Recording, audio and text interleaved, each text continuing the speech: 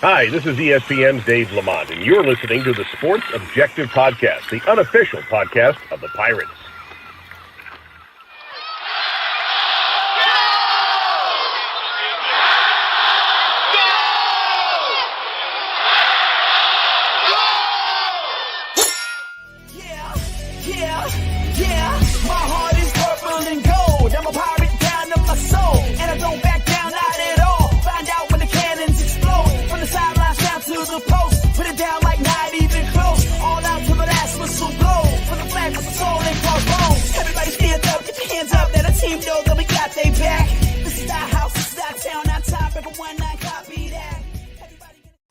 Welcome into the Sports Objective here on a Tuesday night. You can be listening, I'm sure, anytime.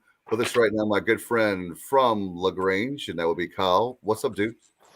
Oh, not much. I just want to shout out to the Jason Water Corp of Greene County. And if you want yellowish orange water, Jason, North Carolina, and between LaGrange and Snow Hill's the place to be. That sounds good. A guy that knows a lot about the legal mind, like Aaron Brockovich stuff there. And a man that you can bet on all the time, and that is David Glenn. How are you, DG? I'm doing great, Dave. Good to be with you and Kyle, and Bubba's around there somewhere too. It's always good to be with you. Yeah, we wanted to bring you on, and I know that, like you said, in the green room, but breaking news, we may have sports betting in North Carolina. We can touch on it a little bit as a story. It's kind of like COVID. It's ever-changing, but I thought we could start there because we're going to dive into ACC, a lot of college football, early talk, and much more. But what's your take on, do you think it's going to pass?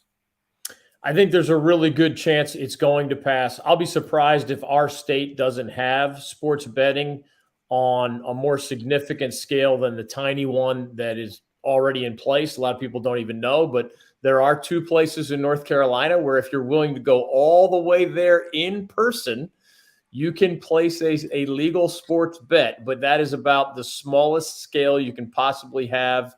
They're actually west of Charlotte, Native American reservation casinos that are pretty remote in terms of travel for most North Carolinians. So most in our state don't think we have it at all. Again, we barely do. But what's going through our state legislature right now would be a larger scale version of what a lot of other states have already adopted.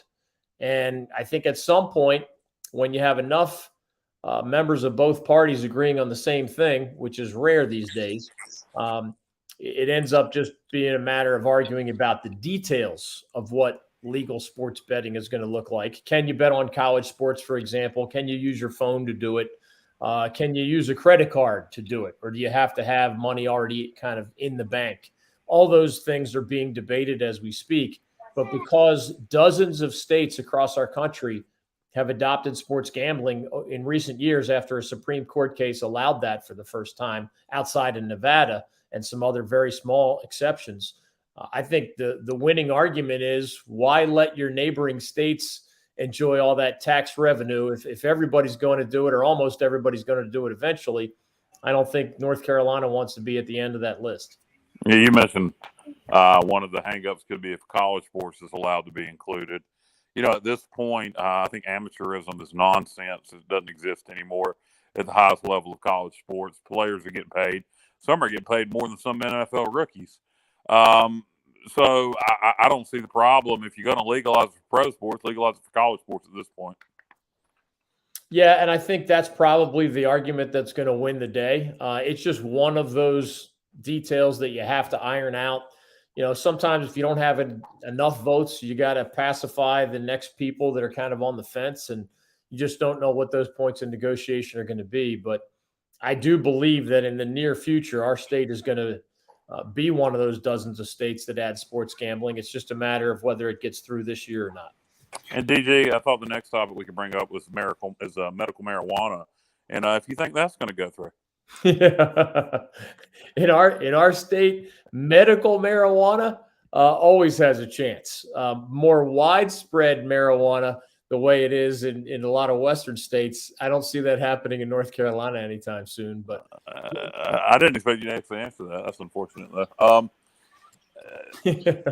David, do you want to talk about the sports betting anymore? Can we? That's something you're really big on, or did you want to move on to football?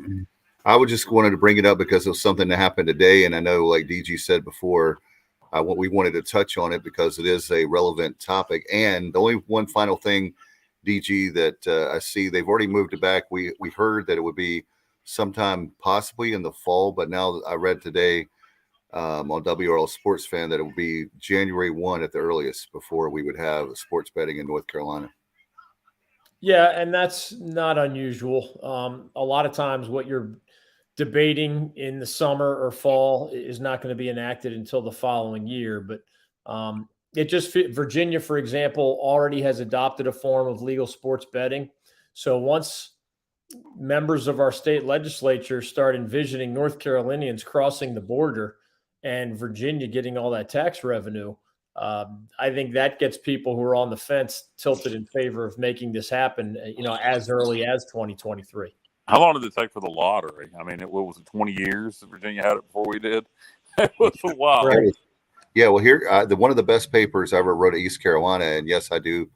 I'm not as good of a writer as David Glenn or Bubba Rosenbaum, but I wrote a paper called Lottery Blockade. And basically my point was this was fall of 1994. So 12 years before we had the lottery. We had it in 2006. But my point was we were losing $1 billion at that time because every state around us had it except for us.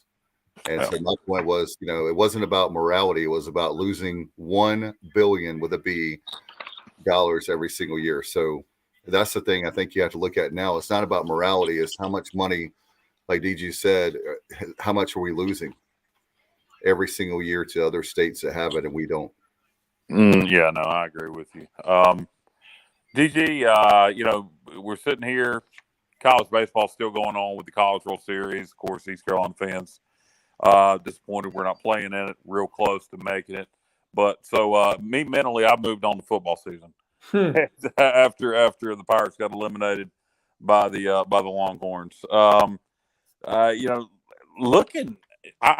kind of looking through my Athlon earlier, and man, I think this may be overall one of the best years for North Carolina in college football in a while. I think Wake Forest.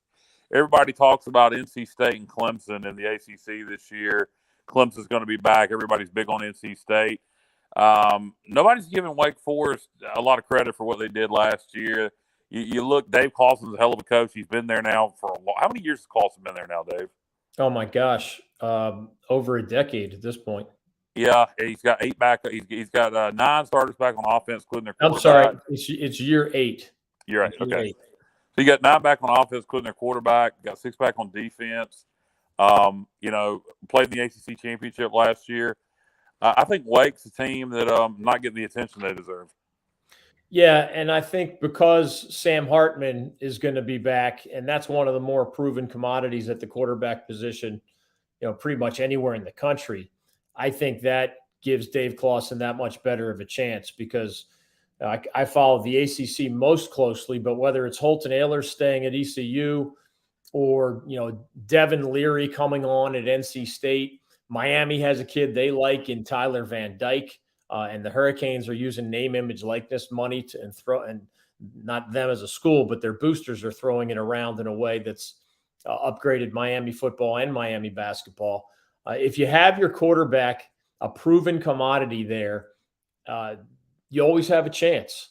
And it feels like half the ACC isn't sure what it has at quarterback, whereas in our state, certainly Wake feels great about Sam Hartman. State feels great about Devin Leary.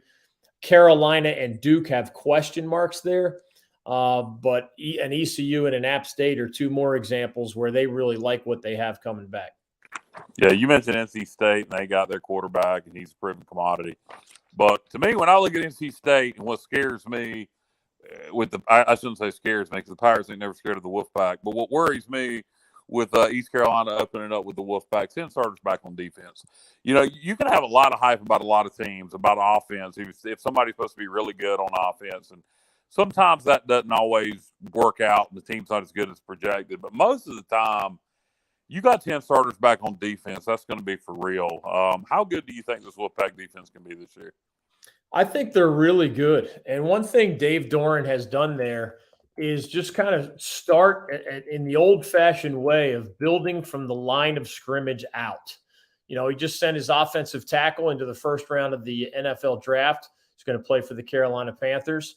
And on the defensive side of the ball, that front seven, he has sent a bunch of guys into the NFL as well.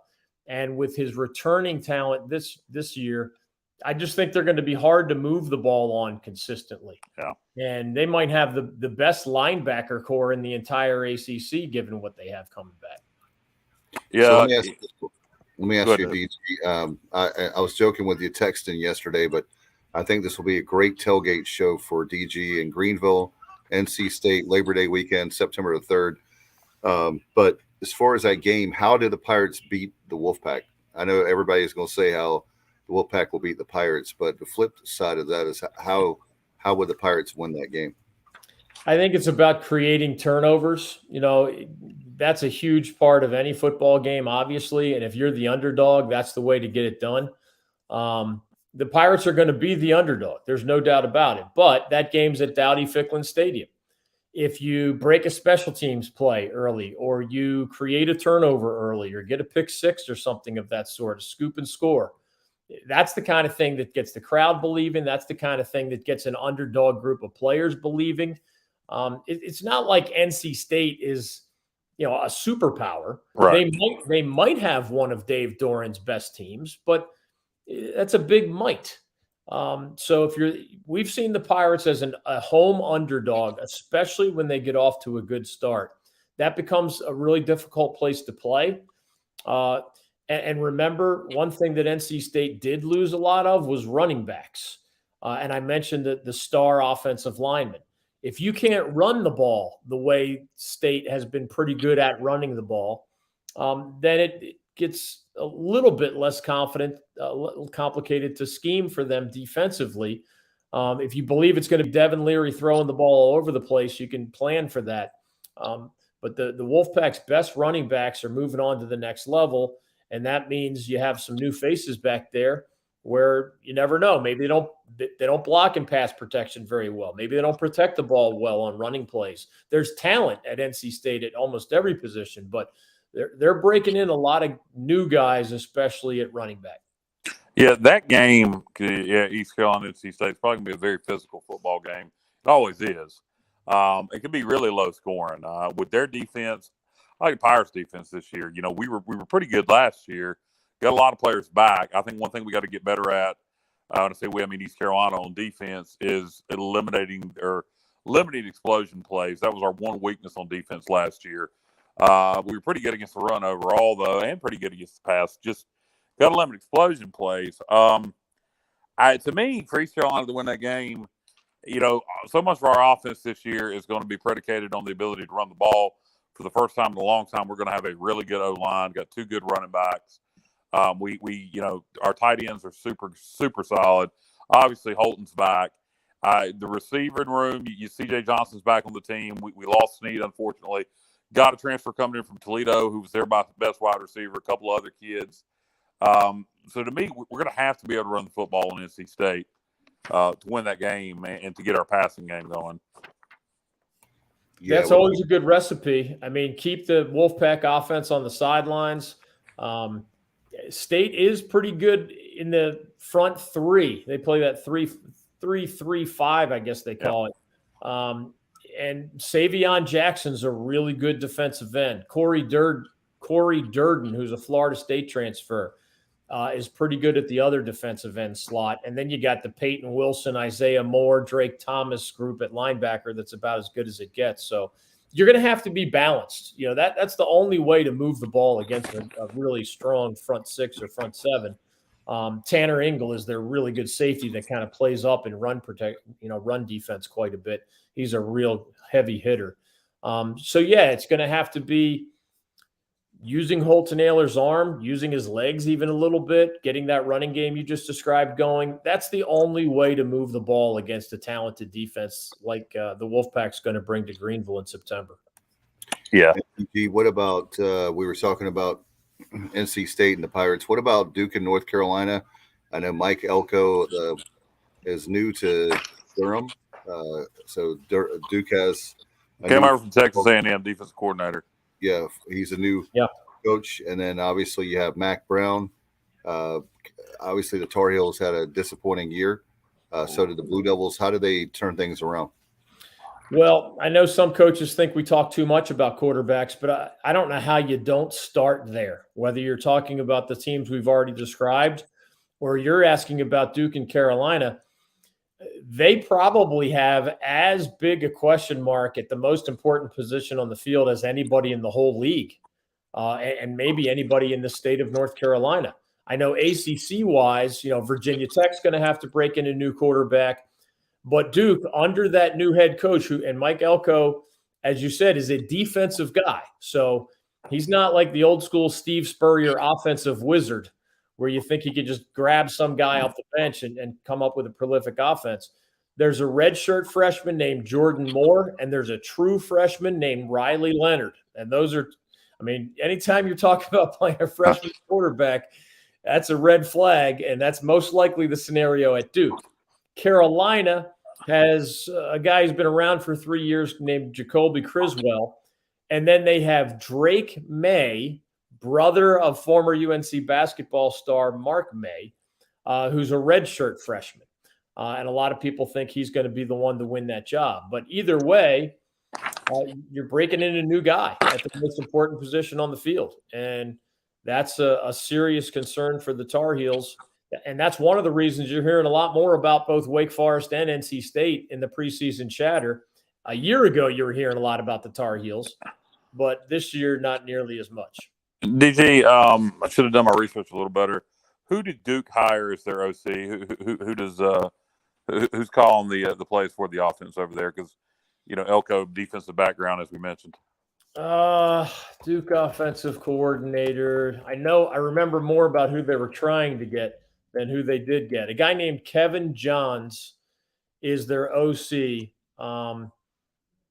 I don't know a lot about him. He's a guy that, that Mike Elko is going to only hire somebody that believes in somewhat of a balanced offense. You guys might know a little bit about Kevin Johns because I believe his most recent stop was at Memphis. And Memphis was among the top scoring teams in scoring offense in the American. So did he come over? Was he their OC this past year at Memphis? He was, yes. Okay. Okay. not a bad offense. Not a bad offensive coordinator. I got a feeling Elko is going to struggle mightily in year one. Oh, no. It is easier to write out the bottom of the ACC standings. It's harder to write out the top of the ACC standings. Duke is going to need a rebuilding year. Yeah, or two. I agree. Most other places you look, there's optimism. And obviously not everybody's going to do well, but there's legitimate reasons. Georgia Tech could struggle again. Syracuse could struggle again. I do think Mike Norvell will be interesting to watch at Florida State in his third year because he's only got 8 wins through his first 2 seasons there. So those are the schools, along with Duke, that may struggle. But almost everywhere else you look, there's reason for optimism, whether it's, Boston College is getting better every year, and they have a possible NFL quarterback in Phil Dracovic. Brendan Armstrong decided to stay at QB at UVA, so he'll be a 5th-year guy. We mentioned Devin Leary at State and Sam Hartman at Wake. And Miami thinks it has an NFL guy in Tyler Van Dyke. So we'll see what happens at Clemson, obviously. They still have a quarterback question after that being a major headache for the Tigers last year. Malik Cunningham decided to stay at Louisville. He's a 6th-year senior quarterback for Scott Satterfield and the Cardinals. So that's why there's so much optimism around the ACC. Just not at Duke, not right away. I do want to talk about Louisville a little bit in a minute, but I want to touch on North Carolina a little bit more. Chiswick coming back as defensive coordinator, kind of surprising. Chiswick, man, what is his deal? He gets out of coaching, he becomes the DC at UNC, gets offered the head coaching job at East Carolina, doesn't take it, then gets out of coaching again. Now he's back as defensive coordinator at UNC. What is up with Chiswick? Yeah, a lot of times when coaches bring up family, it's either, most of the time in my experience, when they bring up family, it's either sort of a blanket throwaway line because they don't want to give the real answer, Mm-hmm. or sometimes it is a family issue. They just don't want to specify what it is. In this particular case, I honestly believe Gene Chizik when he says that he was watching his children grow up before his eyes, and the lifestyle of a college football coach takes you away from your family to an extreme degree. And his children had become high school age, and he just could not sleep at night if he coached for another 4 years, didn't watch his sons play high school football, didn't watch children grow up. I really believe him when he's a very spiritual guy. I really believe that he had kind of a moment of truth and said, I've got to get away from this. I'm going to watch my kids grow up and go off to college. And then if I still feel I have it in me, I'll go back to college coaching. And of course, he's known Mac Brown a long time. So and he liked his time in Chapel Hill, and they liked him. Actually, I think under Larry Fedora, that was about the only good defense. It was, yeah. And Chizik, questionable as head coach despite winning the national championship. He had Gus Malzahn, but nobody questioned his ability as a defensive coordinator. He is a hell of a defensive coordinator. Their defense will be improved. I got one more thought on UNC, and it's something that I could not find an answer to. DG, I don't know if you're going to have the answer. And I Googled it, and, you can't find it on Google, man. The information might not be out there. Week 0, okay? You got the Hawaii rule. That's one reason you can play Week 0 games. There's some Conference USA teams playing Week 0 games because of the schools leaving for the Sun Belt last minute because they didn't have to pay an exit fee. So CUSA had to redo their schedule. So schools like Charlotte, for example, is opening up with Florida Atlantic on Week 0. I know why Florida State's opening up with Duquesne Week 0. Duquesne's playing at Hawaii, so they fall under the Hawaii rule. They got to schedule an extra game. Duquesne's going to make more money playing a road game at Florida State than they would another home game. Why is UNC opening up with Florida A&M? How did they get that waiver? Florida A&M is not playing at Hawaii. Neither is North Carolina. Do you know the situation of why UNC gets to play a Week 0 game? I do not know the answer to that. No. And it is unusual. I mean, it's not like something. Yeah, you got to have a reason. NCAA, East Carolina was going to open up with Marshall on Week 0 in 2020 because it was the 50th anniversary of the crash, and we got a waiver from the NCAA to play Week 0. So you have to have a reason. Is there a reason they just want to get a game in before they have to go to App State, and the NCAA said, okay, we'll give you that waiver? Well, probably not.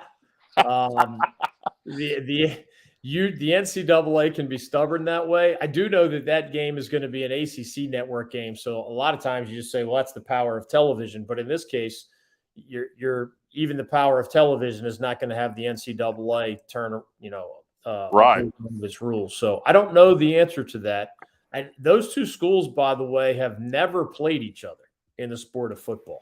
That's crazy. The only thing I could figure, I did look at Florida A&M's schedule because I was trying to figure this out, and they play in a the following week. They play in some kind of game at the Orange Bowl, a neutral site game. So that takes away from a home game. So maybe because HBCU status, the NCAA was more lenient with them, giving them opportunity to make a little extra money because they're losing a home game by playing that neutral site game. I don't know. I'd love to know the answer to that. If anybody watching knows why UNC was given that waiver or Florida A&M was given that waiver to play Week 0, please, because I may be the only person that actually cares. But it's interesting is that game was originally scheduled for September, and they moved it, and it may make more sense that it was Florida A&M that got the waiver for that neutral site game. You're gonna have to look and see who that is, but I believe it's in Week 2. I believe it's gonna be played at the Orange or down in Camping World Stadium or somewhere. There's some neutral site game that they're playing, like an HBCU kickoff classic kind of thing. Okay. By the way, Johnny Gardner has a great thing here for you, DG, chiming in tonight. For fun, DG, if you can, compare and contrast Doran and Sendek, expectations, accomplishments, relate to fan base, etc. Oh, my gosh. Well, I have a lot of friends who are Wolfpack fans, and I've had a lot of people who write to me or used to call the show, and they often make the comparisons personality wise. A lot of Wolfpack fans think that those guys are very dry personalities. And of course, at that university, some of their greatest success came under some of the most colorful personalities, right? I mean, it's hard to beat Jim Valvano on the basketball side of the famous Cardiac Pack. And the only 10 or more win season in school history on the football side came under a very colorful figure named Chuck Amato as the head coach. So, I mean, in the end, you got to win games, but over 10 years it was. I remember Herb Sendek missed the NCAA tournament his first 5 years, made it the next 5 years, but still left town because it was such a hostile environment. He never clicked with the Wolfpack fan base. They didn't like his Carnegie Mellon logic and his high IQ and his day-tight compartments, and they got tired of losing to the Tar Heels and among others. Dave Doran is probably I think he's a little bit more relatable than Herb Sendek was, but I've heard some of the same complaints. And again, those complaints tend to die down when the Wolfpack wins football games. Last year was a good year for the Pack, but a lot of those same fans thought that it should have been an even better year, and it was a missed opportunity given the talent that they had on hand. So there are some interesting parallels there. They both have had, I would argue, I would say better than average success. I mean, who's taken the Wolfpack to a whole bunch of NCAA basketball tournaments since Herb Sendek did it 5 times in a row, right? Exactly. And certainly we've seen some train wreck tenures in Wolfpack football as well. And Dave Doran has gotten them on a nice little roll. So probably a lot of comparisons between those two. And it's just a matter of how things end. DG, do you watch The Office? Sometimes, yeah. Do you know who Toby is on The Office? Yeah. That's Dave Doran. Good. Yeah, I mean, you think about it. Next time you're watching The Office, think about it. Well, we're made fun of Dave Doran enough. Great coach, not much of a personality. I've heard people cleverly call him Dave Boring. Hey, how about that? Yeah, I've heard that. Yeah, I'm gonna get out of the ACC for a minute. Talk about some other teams in the region. App State. Do they just get a new offensive coordinator every year? Is this 4 straight years they've had a new OC, and it just don't seem to matter? They just keep being App State and doing App State things. Sean Clark's in year 3. They got their new OC is Kevin Barbay. Came over from Central Michigan, where he was with McElwain, which I thought was an interesting move, an interesting hire. He did a good job there as OC. They got Chase Bryce back at quarterback. I guess I thought he was done. Is he getting an extra year of eligibility because of COVID? Yeah. Yes. But just your thoughts on App and how they just keep rolling with a different OC every year. I think it really goes to the culture that they've built in that program. They are a multi-time FCS national champion before they obviously jump to FBS. And I think I've been out there. Actually, my daughter is a sophomore at App State as we speak, or just finished her sophomore year. So I've been to a lot of games out there, including on the big tailgate tour that I used to do. And in that league, in the Sun Belt Conference, it is one of the best game day environments. And I think App State even occasionally beats other programs for recruits who could have gone to a bigger school. And it's in part because they're jam-packed with fans every home game. They go to a bowl game every year at the FBS level, just as they went to the playoffs almost every year at the FCS level. And kids like winning. And, when you lose Scott Satterfield to Louisville as your head coach, but Sean Clark, a member of his staff, wants the job and wants to stay and gets the job, well, you don't have to reinvent the wheel. And there was, of course, another coach for 1 year in between in Eli. Yeah. But the continuity that was lost by the Eli Drinkwitz experiment was regained by getting Sean Clark, the program's former assistant head coach and co-offensive coordinator, an offensive line coach. That means there's a lot more that stayed the same through those transitions than changed. And I think it gets back to culture and recruiting. That school loves football the way, ECU loves baseball and sometimes football. And I believe Sean Clark, well, we always love football. We're just not always good at it. Yes. Sean Clark, I believe, was actually stayed on Eli's staff. I don't think he followed Satterfield to Louisville, if I remember right. No, I think you're right. And you mentioned being one of the best atmospheres in the Sun Belt. Keep in mind that they're going to get a little competition for that now with Marshall and Southern Miss joining the league. Two good atmospheres, and Sun Belt's just a league that has done a great job of changing the perception of the league. A lot of that's had to do with App's consistency, the rise of Coastal Carolina. Now you bring in Marshall and Southern Miss, and that league, just this whole image has totally changed over the last 10 years. Yeah, heck, at this point, I feel like sometimes I need a roster, a game day program to remember who's in what league. What conference? Yeah, you ain't kidding it. Conference. Wait for the American next year. Good God. Right? The silver lining, even though it's going to be a lesser league in a sense, to me, it makes Mike Houston's longer-term job more manageable because you're not banging your head against Cincinnati every year. Yeah, it's just I don't like a lot of the ads in the American. I think going for media markets and adding teams solely for media markets is a bit short-sighted, particularly when we're headed towards, I think in the next 10 years, it's all going to be streaming. And you're really going to – Nelson ratings aren't going to matter anymore. You're really going to have a true head count of who's streaming what. And I think that's going to change. I think that's maybe when East Carolina is going to have its opportunity forever going to move up, when the actual eyeballs watching the game are counted rather than just media market and how many advertisement revenue you can generate by being in Birmingham or Charlotte when nobody gives a damn about UAB or UNC Charlotte. Speaking of UNC Charlotte, Will Healy is a good offensive mind. He's had his ups and downs since he's been there. He's got 8 back on offense, including his quarterback. They can't ever play defense. And I don't see that changing this year.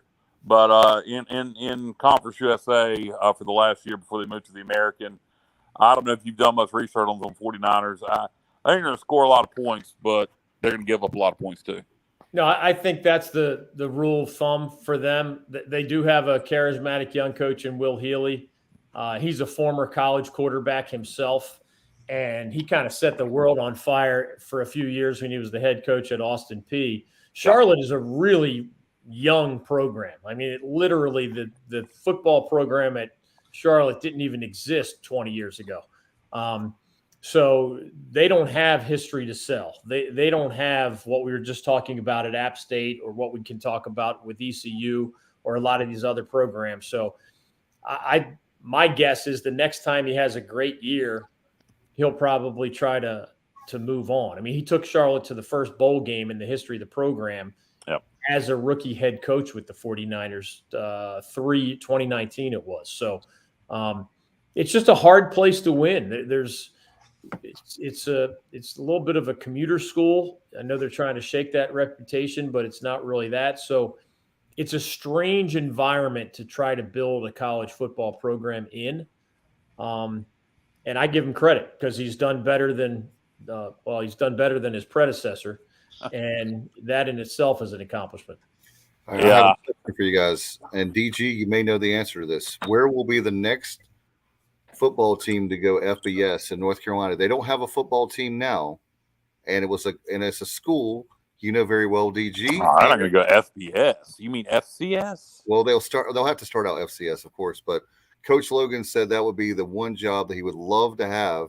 Well, before Coastal started the football program. Yeah, that's probably true. I assume you're talking about what, UNC Wilmington? Yes. No, I don't think there's any movement. They don't have the money. No. Yeah, here's the thing. They have the problem they have right now is they have I can't think of the name of the family that's a really big donor. Their son got paralyzed playing football, and they said as long as they were living, if UNCW ever had added football, they would stop giving. So that's if that one donor makes that much difference, Dave, then they don't have a lot of money. It is insanely expensive to start a football program from scratch. It really is. Yeah, and they don't have Charlotte had the path when they started theirs. They knew that they were pretty much going to get in Conference USA because of the previous ties to Conference USA before they left to go to Atlantic 10, and they did. As soon as they started the program, they got in Conference USA immediately. Never even really played FCS football, went straight to FBS, and now they're going to the American again because they're in Charlotte. I am thankful that they're expanding their stadium from 15,000 initially to 21,000, and I think plans to expand it to 30. That way, maybe some Pirate fans can attend some games. We're going to have to be in the same league with those clowns. But it is what it is. How do you really feel? Well, I mean, I just, it really irritates me that East Carolina had to fight and claw and scratch to even get into the American, and Charlotte's in just because of the population of the city. And that it makes me sick. Hey, DG, I wanted to ask you a question, something that's, and I hadn't had a chance to talk to Cal about, but while we have you, one of the most awkward things I've ever seen in my life is the Big 12 right now, where they're going to have the American, speaking of the American schools leaving, plus Oklahoma and Texas are still going to be there because I guess they didn't have the money lying around, like everybody said. And that scheduling is. Oh, do you really think that Texas and Oklahoma aren't going to be in the SEC next year? No. Next year, you mean a year from now, not this fall, right? Correct, 23. Yeah. I wouldn't be surprised if it's a matter of money. Oklahoma and Texas are going to pay the bigger fee. Yes. But yeah, we know what the upcoming academic year is going to look like. It's just too late for those things to change. Oh, no. Right now it's being, as we sit today. Yeah. Oklahoma and Texas are supposed to join the SEC in July of 24, but UCF, Houston, and Cincinnati are joining the Big 12 in July of 23. Right. So it makes a lot of sense for the Sooners and the Longhorns to leave 1 year from right now, basically. Yeah, and I think they'll figure out how to. And isn't it crazy, by the way, that speaking of your reference earlier to the College World Series, 4 of the 8 teams in Omaha are SEC members. 2 more are soon to be SEC members. In Texas. One of them's gone. The Texas is gone now. I mean, it's crazy. So it was basically 6 SEC teams. Yeah. Notre Dame of the ACC and Stanford of the Pac-12. And guess what? Those 2 are out. So it's truly like a current and future SEC affair as we speak. Speaking of the SEC, and we'll circle back around if we want to talk any South Carolina, Clemson, Coastal to cover South Carolina teams. But just the SEC kind of the straw that kind of stirs the drink and all this conference realignment nonsense, Power 5, all that kind of stuff. And, one of the things that, I heard Herb Street mention this recently, and I really believe it's going to happen. I keep seeing talks of the Power 5 schools, or the majority of the Power 5 schools, leaving the NCAA in football.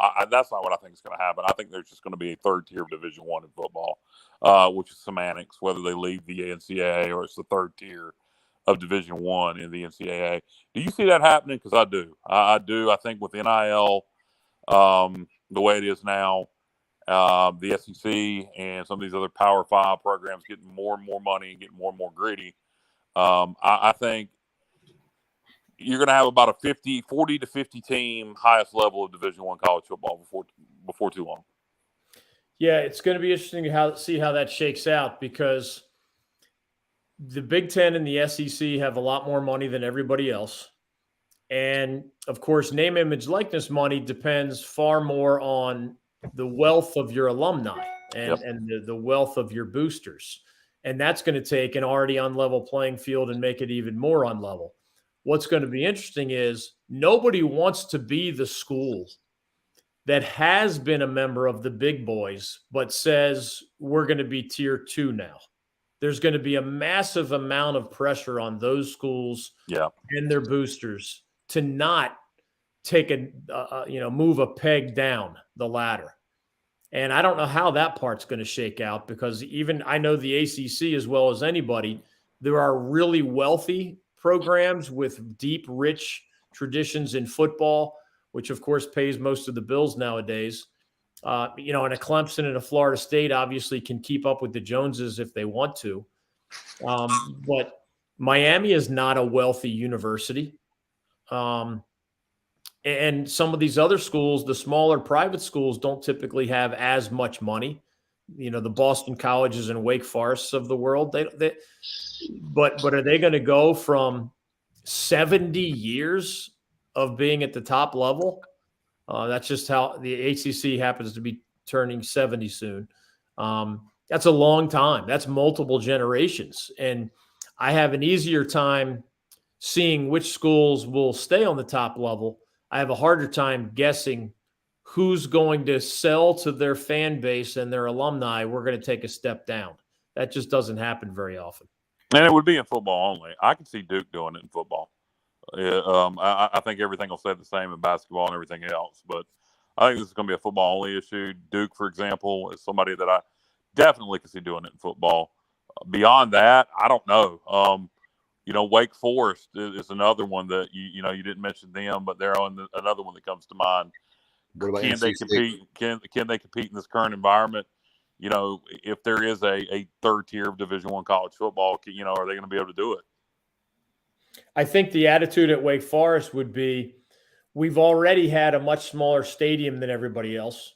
We've already had a much smaller athletics budget than everybody else. We've already had less football winning tradition than everybody else.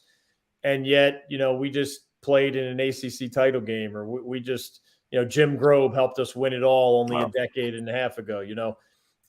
They know who they are.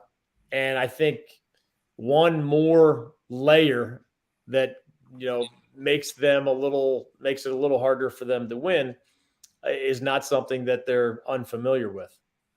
What about That's DB? a fair question. It's what not about an NC easy answer. State? What about State? Do you think they can keep up? Well, so much of this depends on how do things unfold? Do things unfold in a way that this is just a hypothetical, but what if there are, for TV reasons, a couple of mega conferences? And I mean, just think out loud. Yeah. The Big Ten is sort of, the North Pole and adds other schools. And the SEC is like the South Pole, but also continues to add other schools, as we just saw them do with Oklahoma and Texas. I know with an absolute certainty that the Big Ten has tried to lure the University of North Carolina to the Big Ten. They have not been interested in an NC State or a Wake Forest, for example. So I do think UVA and UNC, as large public universities with strong sports traditions, but also big alumni bases, et cetera, they would be up for something like that. It's harder to predict for the others. Which schools would the SEC would love Clemson and Florida State, obviously, right? So it may become, in part, how desirable are you? And I like what Kyle said. We're moving away from. It's insane for how many decades major financial decisions were based on size of market rather than how many people care.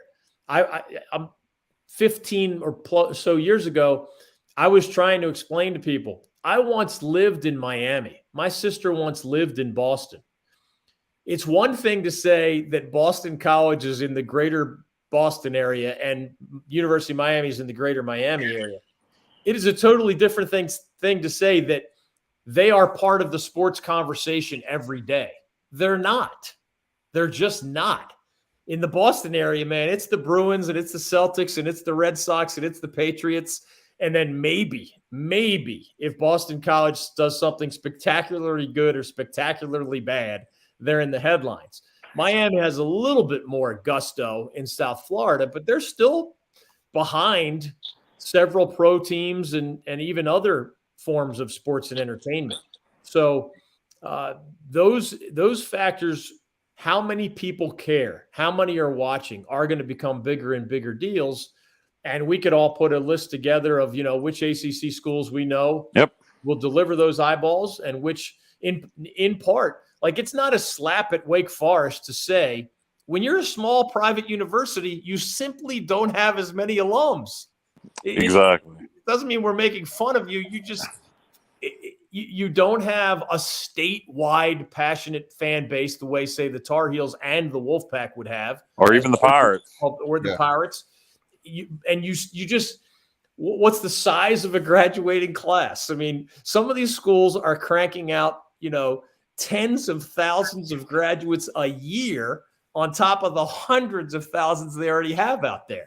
What does Wake graduate? 1,000 people a year? Exactly. It's tiny. And over time, those numbers add up in all the wrong ways for Wake Forest and all the right ways for some of these monster universities. Yeah, and that's, back to why I disagreed with what the American did during conference realignment. They went solely after media markets. They got Charlotte, they got Birmingham. They took Florida Atlantic. I don't know if that was a media market or just Florida in general. I don't know the Boca Raton media markets that sold after. Houston with Rice. It just didn't make a lot of sense to me. North Texas, that one really is a head scratcher. The American already has the Dallas media market with SMU, and to tell SMU, if they join the Big 12 at some point, then go grab North Texas if you want that media market. Why in the world the American brought in North Texas? With the only thing they do bring is the Dallas media market. The American already has it, and these media market arguments. I think as we get into the streaming as becoming the predominant platform, I really believe they're going to go away because it's not going to be about Nielsen ratings and stuff. You're going to be able to see with streaming exactly who's watching what and how many eyeballs are on the games, and I think it's going to be interesting to see how all this plays out over the next 5 to 10 years on two levels with media rights deals, media markets, and then, of course, the highest level of college football.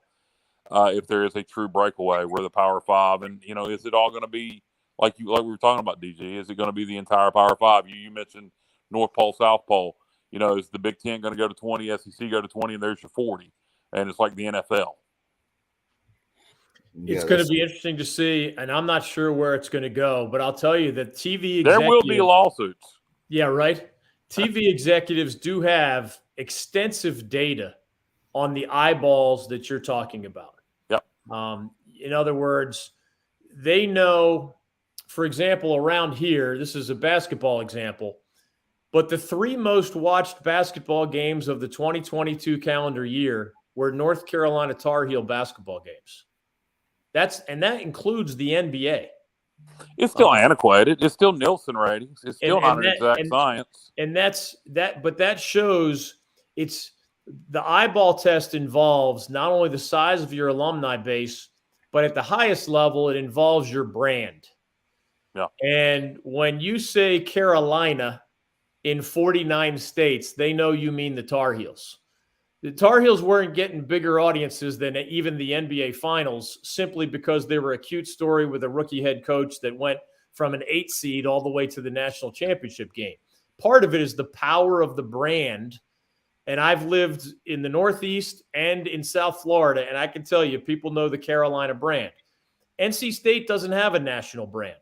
Yeah. It doesn't. Duke, because of basketball, has a certain narrow national brand. ECU does not have a national brand. So hell, half the time they can't even get our name right. We're Eastern Carolina. Yeah, right. But it's going to be this fascinating combination of not only the eyeballs that you would think matter most, which are those alums, those boosters, those students, et cetera, but it's also that broader sense of how many other people care. When you see this school's name, do you tune in because it's the school, even if you forget who the coach is that year and you forget if their record is any good that year? You just tune in because it's Kentucky basketball, or you tune in because it's something else. TV executives have data on this stuff. Like these Conference USA candidates have more sway than these others. These new American teams have more sway than these others. I don't have – it's proprietary data. I don't have all of it. I've gotten little snippets from some investigative journalism over the years, but they protect that stuff as if it's their war chest because, as you've been saying, Kyle, moving forward, that is going to be the measuring stick. TV will matter a while longer, but the bottom line for any company is you don't really care how people are consuming you. You just want a whole lot of people who care enough to consume you, whether it's through satellite TV, cable TV, new wave streaming, something we haven't even heard of yet. It starts with how many people care about your athletics program, and especially how many people care about your football team, because that's what's paying most of the bills. DG, one question I had for you is we're talking about the Pirates. How do they make the next level how do they get to the so-called Power Five? Well, it would be great to dominate the new American, right? And that the door is cracked for that possibility.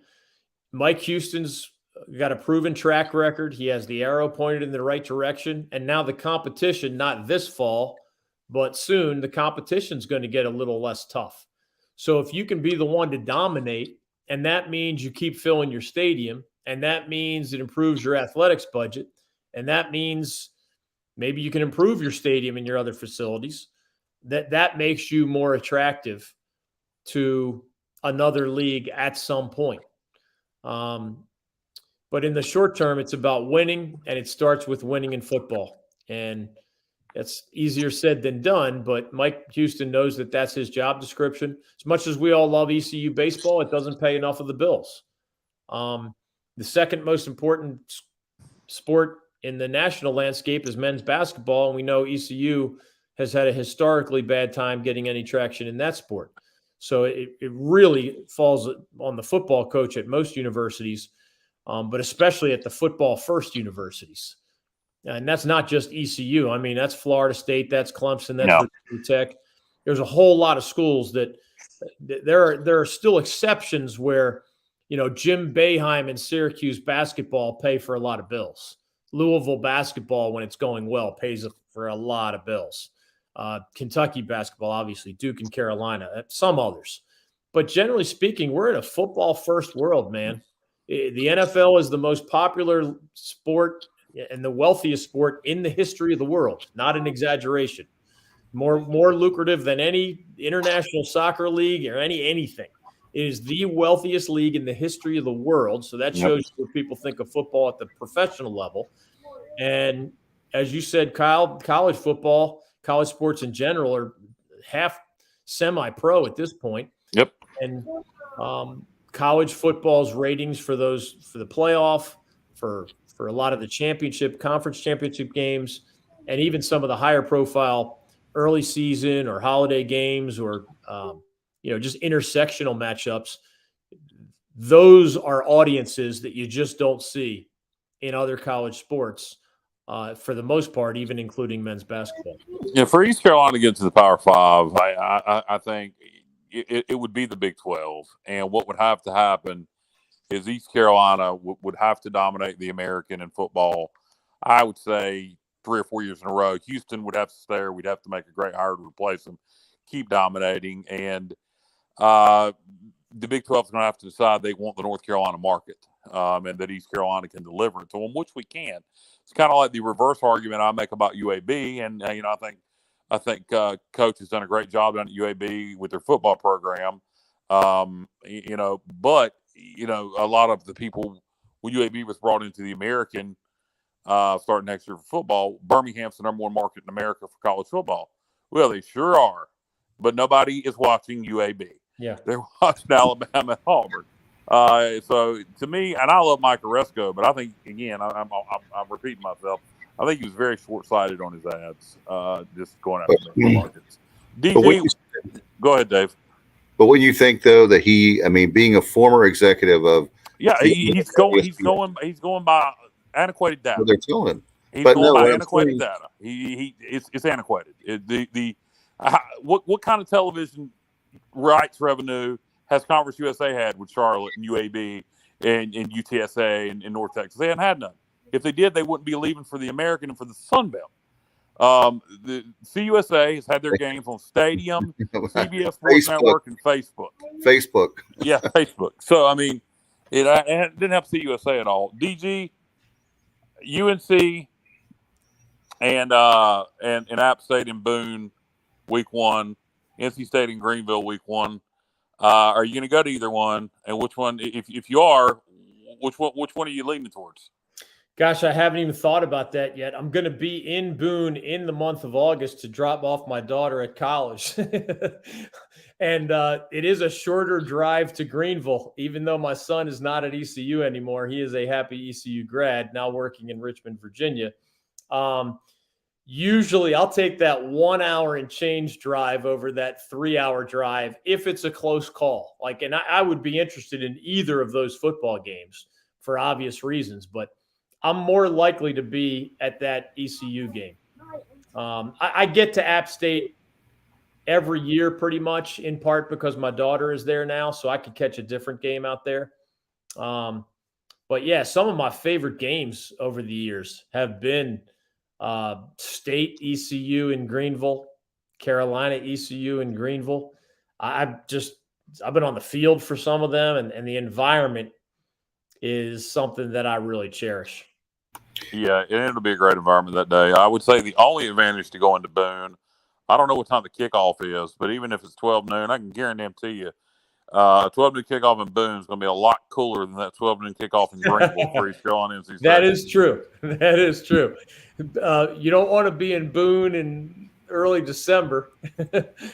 Dropping my daughter off for the spring semester, we went skiing, literally.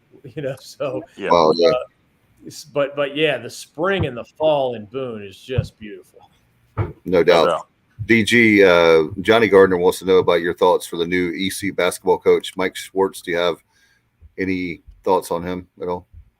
I don't know him that well. I don't know him personally. And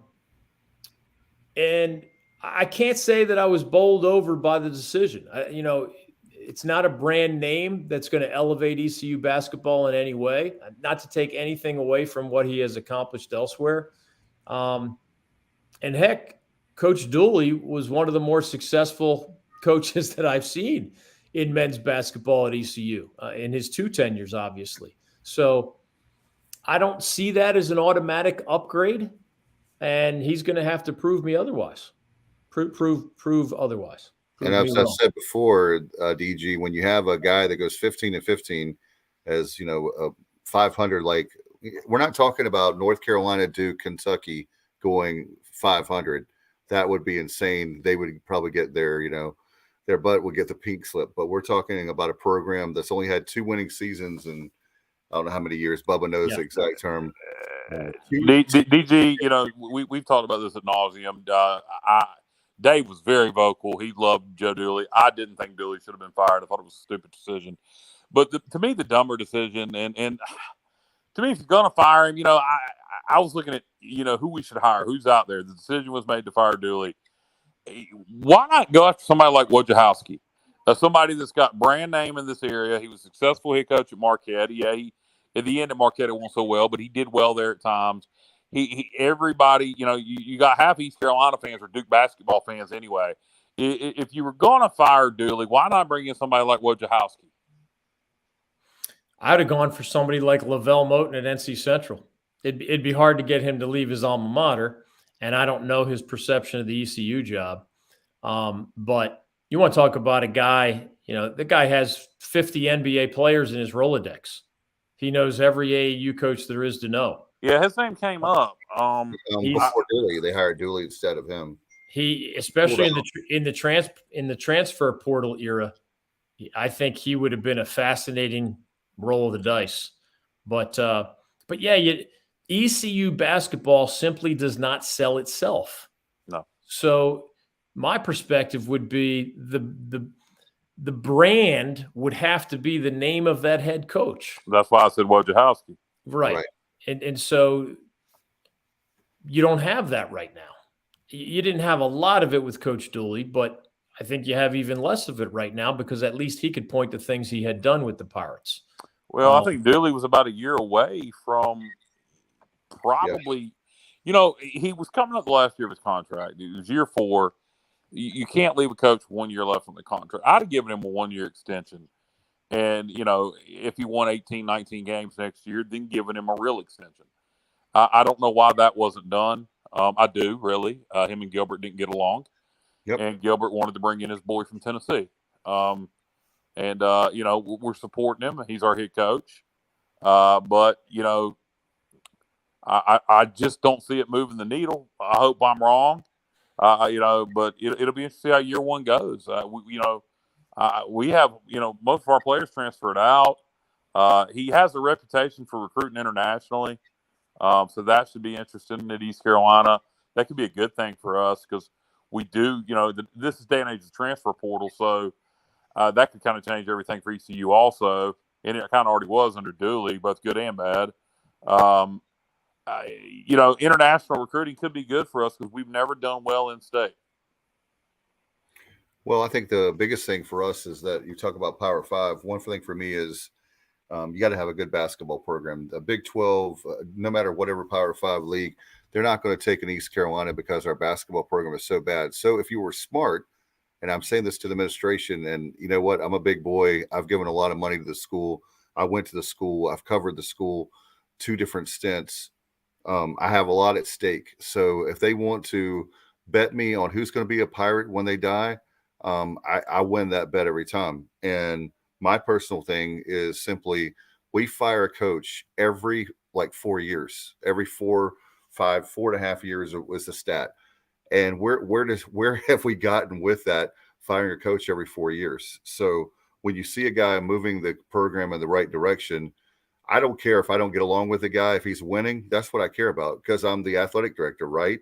I mean, so now if we won 15 games, if we win 8 or 10 games next year, is that a step in the right direction? I'm asking the administration just because it was not most of the time, DG, you know this very well, covering for 35 years or more, your journalism, your talent. It's a business decision. It's not because I didn't like whoever the coach is. It's because they're not winning enough games. There's problems with the program, whatever.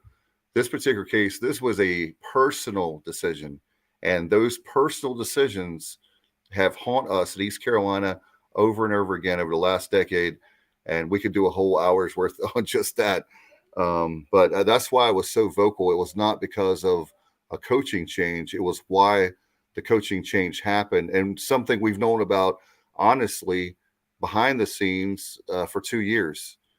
We've known this has been a problem. And so a very bad, someone who knows about it personally, a very bad divorce. And I hope Coach Dooley does well. And you know what? If Coach Schwartz does great, we'll applaud him. We're not going to be pulling against East Carolina, obviously.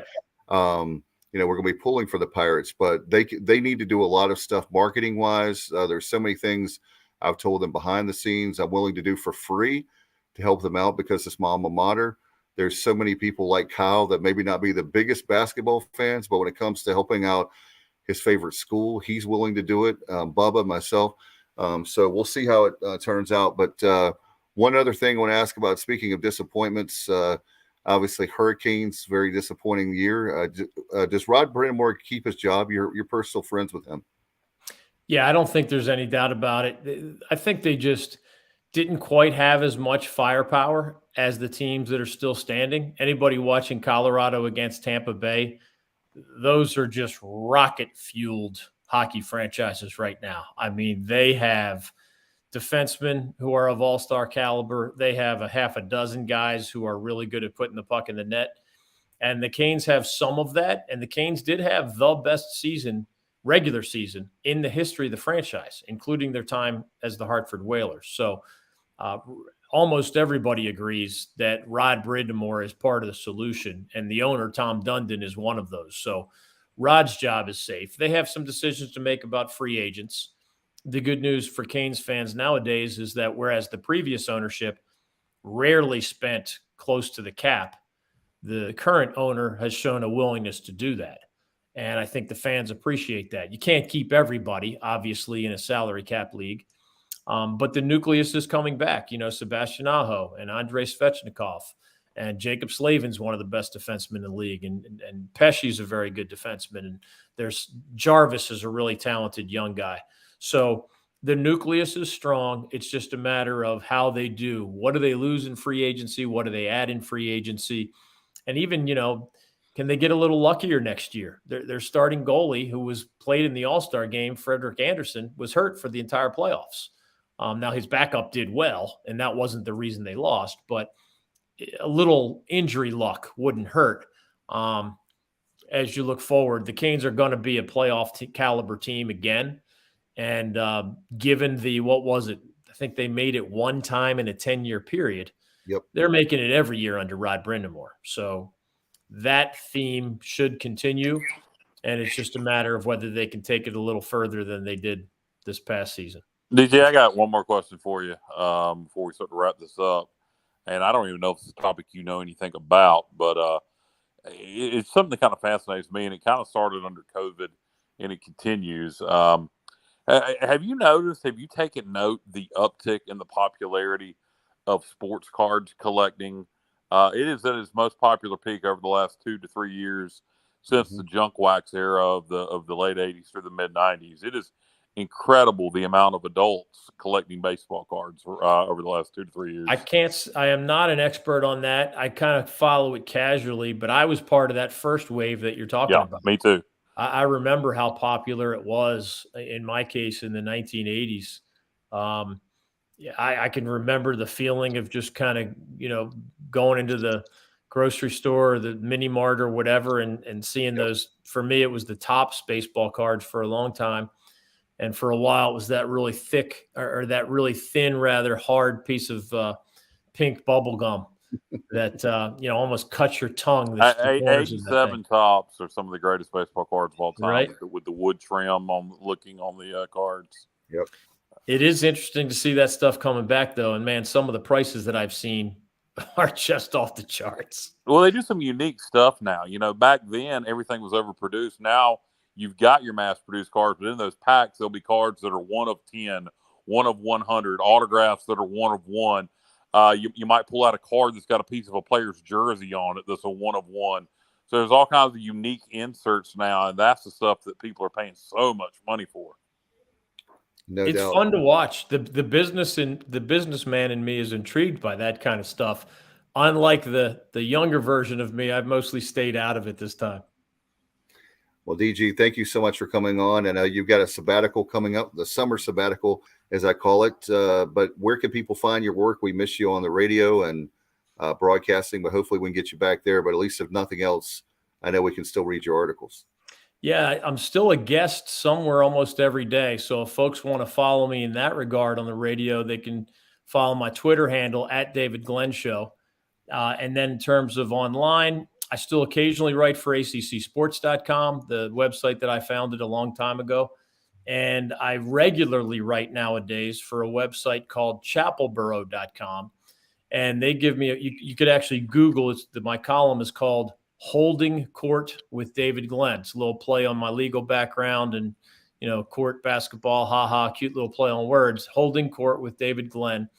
I write about state of North Carolina sports issues. I write about, of course, the ACC, but it's kind of my platform. They give me a lot of freedom to tackle whatever interests me. So, I hope folks will check it out at chapelboro.com. That's the word chapel and then BORO.com. Or just go to my Twitter handle and you'll see a link to it there. All right. Hope you have a great summer. We'll have you back on before football season for sure. And hope you have safe travels, and we'll talk to you again soon, my friend.